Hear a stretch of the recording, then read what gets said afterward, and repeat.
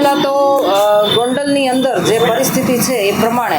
SP સાહેબે જે કામગીરી કરી છે અને ગોંડલની અંદર જે કહેવાય ને કે દારૂ ડ્રગ્સ જેવા દૂષણો જે હતા, શેર બજારના સટ્ટાઓ રમાતા હતા અને બીજા ત્રીજા 2 નંબરના જે ધંધાઓ હતા એ બધા બંધ કરાવ્યા. એ બદલ એસપી સાહેબને અમે આભાર વ્યક્ત કરવા ગયા હતા. એ સિવાય બાયોડીઝલની જે કંઈ પણ 2 નંબરના ધંધાઓ એ લોકોના ચાલે છે એ બાબતે એનું ધ્યાન દોરવા પણ ગયા હતા. સાથે સાથે ગોંડલની અંદર રાજુભાઈ સખિયાની ઓફિસે એક નનામી લેટર આવેલો છે. એ લેટરની અંદર પાટીદાર સમાજ સિવાયના બીજા સમાજના લોકોને ભેગા કરી અને એક સંમેલન કરવાની વાત છે અને એ સંમેલનની અંદર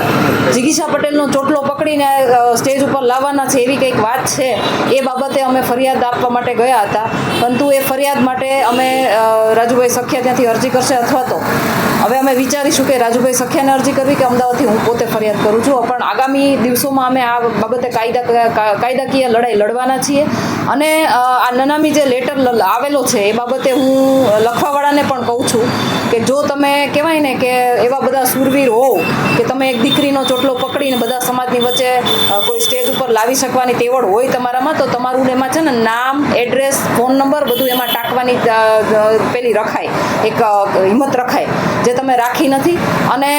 બીજા બધા સમાજના આગેવાનો પણ મારી સાથે છે એટલે એમને પણ કહેવા માગું છું કે આવી બધી વાતોમાં તમે લોકો આવતા નહીં. જો કે મને ખબર છે, વિશ્વાસ છે કે જે કહેવાય ને સમાજના આગેવાનો હોય, જે સમાજના કહેવાય ને કે નેતૃત્વ કરતા હોય, સમાજની આગેવાની કરતા હોય અને એ લોકો સમાજના હિત માટે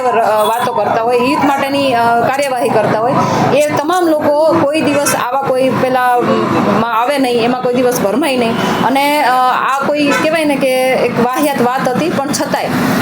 ઘણી બધી વખત મને આ લોકોના તરફથી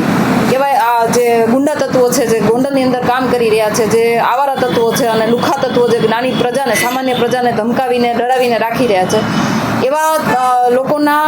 ફિટ્ટુઓ જેને કહેવાય, જેના નાના નાના માણસો ચા કરતાં કેટલી ગરમ આપણે જેને કહીએ છીએ, એ લોકોની મને ઘણી બધી વખત ધમકીઓ આવતી હોય છે. પણ આજ વખતે લેખિતમાં ધમકી આવી છે ને એટલા માટે હું આ કાર્યવાહી કરવા માંગુ છું. પોલીસ પ્રોટેક્શનની માંગ? હા, મેં પોલીસ પ્રોટેક્શનની માંગણી કરી છે, પરંતુ કદાચ મને પોલીસ પ્રોટેક્શન ના પણ મળે તો પણ હું મારી રીતે એટલી સક્ષમ છું કે આવા કેટલા પણ આવશે ને તો હું એની સામે લડી લઈશ.